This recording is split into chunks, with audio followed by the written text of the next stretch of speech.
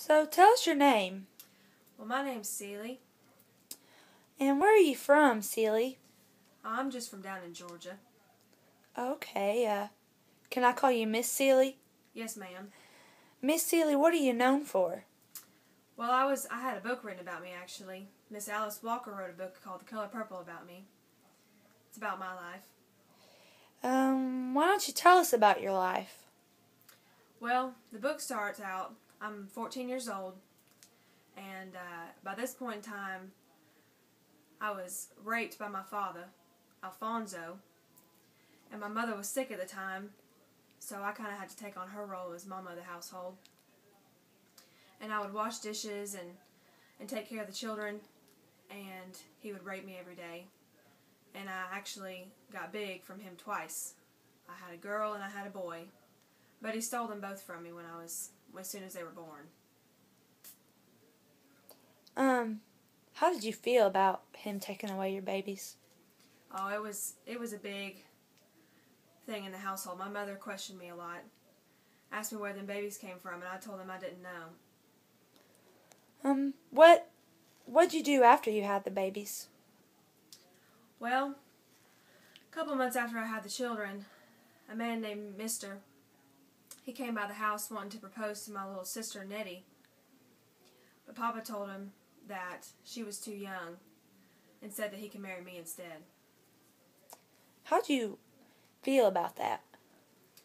I couldn't really feel anything. I didn't really want to look at him. But I went with him anyway. I didn't really have a choice. What did you say his name was again? Mister.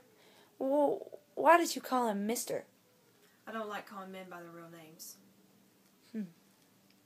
So, how was life like with Mister? Oh, it was pretty awful. He beat me every day, and I took care of the house and did pretty much the same thing I did when I was still at home. Well, Miss Celie, I read that book, and you think you could tell me about Suge? Oh, sure, I can tell you about Suge. Suge and I have a very interesting history. She and Mr. actually had some sort of affair several years ago, but she left him to go on the road because she's a fabulous singer. And they ended up ending their relationship.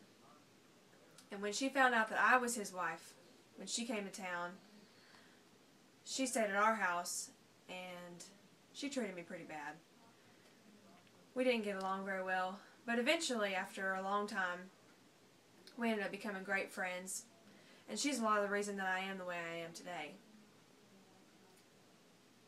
Why did Suge stay at your house, Miss Celie? Did she just there to stay there, or? She was actually sick at the time, and Mr. opened up our house for her to stay as long as she could. Did you know that he did that? No, he didn't ask me. Okay.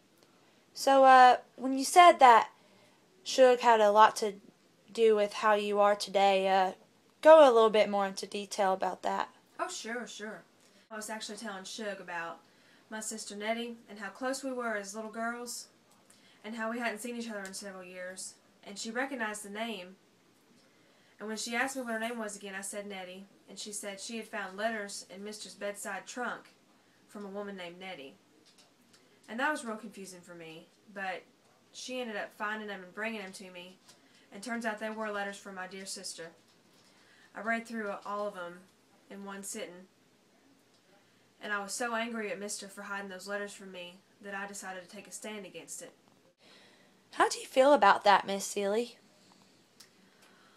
Well, at first I tried to take it just as it was, but I ended up getting so angry about it that Suge and I planned to actually leave. And eventually, we ended up moving up to Memphis in Tennessee, and that's where I started my own clothing business.